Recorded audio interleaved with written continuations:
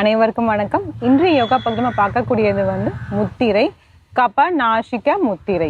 அதை எப்படி பண்ணுறதுன்னு பார்க்கலாம் வாங்க. அதுக்கப்புறம் அதோட பலன்கள் எல்லாமே பார்த்துடலாம்.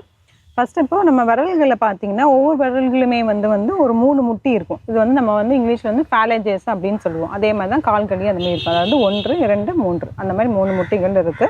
அதே மாதிரி பார்த்தீங்கன்னா இந்த அளவு இங்கே இருக்கும். அதாவது கோடு இருக்குது பார்த்தீங்கன்னா அந்த மாதிரி இருக்கும். இப்போ எதுக்காக இதை சொல்ல வரேன்னா, இந்த முத்திரையை அதுக்கேற்ற மாதிரி தான் நம்ம பண்ணணும். இப்போ எப்படி பண்ணணும்னு பார்த்தீங்கன்னா, நம்மளோட சுண்டு விரல் எடுத்துகிட்டு இந்த கட்டை விரல் பார்த்தீங்கன்னா 2 கோடு தான் அப்படி இருக்கும். 2 பேலஞ்சஸ் தான், 2 முட்டி மட்டும் தான் இருக்கும். இப்போது இந்த சுண்டு விரல் எடுத்துகிட்டு இந்த கட்டை விரலோட அடிப்பகுதியில் நம்ம வைக்க போகிறோம். அடுத்தது நம்ம இந்த மோதிர விரலை எடுத்துகிட்டு இது இந்த ஃபஸ்ட்டு கோடில் வைக்க போகிறோம். இந்த மாதிரி வைக்க போகிறோம். கொஞ்சம் கரெக்டாக பார்த்துக்கோங்க. ஏன்னா ஒவ்வொரு முத்திரைகள் பண்ணும்போது ஒவ்வொன்றா டிஃப்ரெண்ட்டாக இருக்க மாதிரி இருக்கும். இந்த சுண்டு விரல் இந்த ஃபஸ்ட்டு கோடு கிட்ட வைக்கிறோம். இந்த மோதிர விரல் எடுத்துகிட்டு இந்த 2வது கோட்டில் இப்படி வைக்கிறோம். அதுக்கப்புறம் இந்த கட்டை விரல் இப்படி மடக்க போகிறோம். இப்படி மடக்கிட்டு மற்ற 2 விரல்களுமே நம்ம நீட்டி வைக்கணும். இந்த மாதிரி வரும். நல்லா அப்படி அழுத்தி வைக்கணும். ஒரு சில டெக்ஸ்டில் பார்த்தீங்கன்னா இது இப்படி வைக்கிறாங்க. அது ஒவ்வொரு இதுக்கும் ஏற்ற மாதிரியே மாறும். இங்கே இப்படி வச்சுக்கோங்க. சுண்டு விரலை ஃபஸ்ட்டு கோடு கிட்ட வைக்கிறோம். இந்த மோதிர விரல் இந்த 2வது கோட்டில் இப்படி வைக்கிறோம். அதுக்கப்புறம் இதை இப்படி மடக்க போகிறோம். அதே மாதிரி இப்போ நம்ம இடது கையிலையுமே வச்சுக்கலாம். சுண்டு விரல் வச்சுரும், மோதிர விரல் இந்த கோட்டில் வைக்கிறோம். அதுக்கப்புறம் இதை அப்படியே மடக்கிறோம். மடக்கிட்டு மற்ற 2 விரலையும் வச்சுட்டு இப்படியே வைக்கலாம். சில வினாடிகள் இருக்கலாம். தளர்த்திக்கலாம். ஒரு ஆழ்ந்த மூச்சு உள்ளே இழுத்து வெளியே விடலாம். இந்த கப நாசக் முத்ரா கண்டிப்பாக 15 நிமிடம் வச்சுட்ருக்கணும். இது எப்போ பண்ணணும் அப்படின்னு பார்த்தீங்கன்னா, காலையில் எழுந்த உடனே ஒரு அரை மணி நேரம் காலை கடன்கள்லாம் முடிச்சுட்டு அதுக்கப்புறமேட்டு பார்த்தீங்கன்னா இந்த முத்திரையை நம்ம வைக்கலாம்.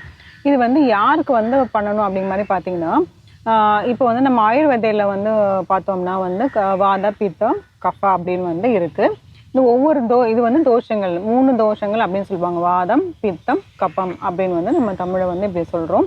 இதில் ஒன்று ஏறி இருந்தாலும் ஒன்று இறங்கி இருந்தாலுமே பிரச்சனை தான். இப்போ எப்படி நம்ம உடலில் நம்ம ஹார்மோன்ஸ் எல்லாமே கரெக்டாக சமநிலையில் இருக்கணும். ஒன்று கீழேயோ இல்லை மேலே அதிகமாக இருந்துச்சுன்னா பிரச்சனைகள் வரும். அது மாதிரி தான் இந்த தோஷங்களை ஒன்று இறங்கிட்டு ஒன்று அதிகமாக இருந்துச்சுன்னா நிறைய பிரச்சனைகள் உடலில் வந்துகிட்டே இருக்கும். இப்போது இது எப்படி பண்ணணும்னா, அதாவது நம்மளோட பித்தம் கம்மியாக இருந்துட்டு கபம் அதிகமாக இருந்துச்சுன்னா என்னென்ன பிரச்சனைகள் வரும் அப்படின்னு பார்த்தீங்கன்னா, இந்த முத்திரைக்கு மட்டும் நான் சொல்கிறேன் உங்களுக்கு.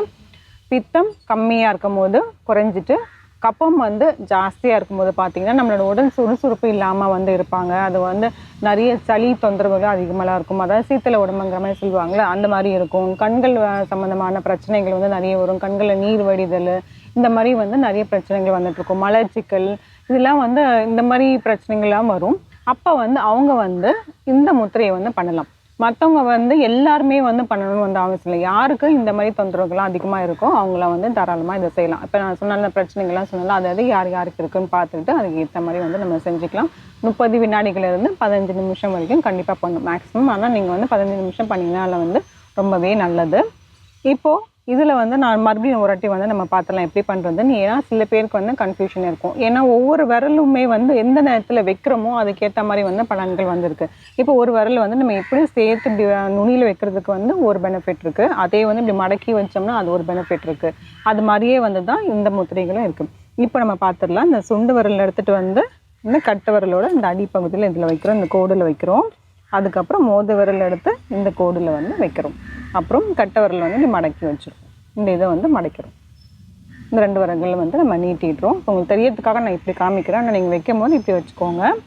இப்போ அதே மாதிரி இது மோதிர விரல் எடுத்து இதில் வைக்கிறோம். கட்டை விரல் இப்படி மடக்கிடுறோம். வச்சுட்டு அப்படியே வைக்கிறோம். சில வினாடிகள் இருக்கலாம். தளர்த்திக்கலாம். ஆழ்ந்த மூச்சு உள்ளே இழுத்து வெளியே விடலாம்.